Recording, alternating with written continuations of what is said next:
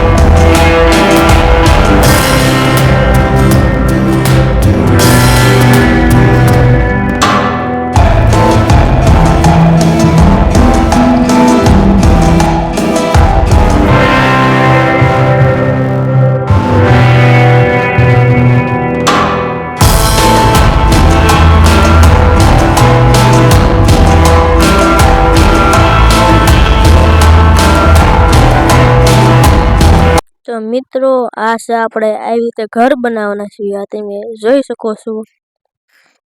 આવી રીતે આપણે ઘર બનાવવાના છીએ.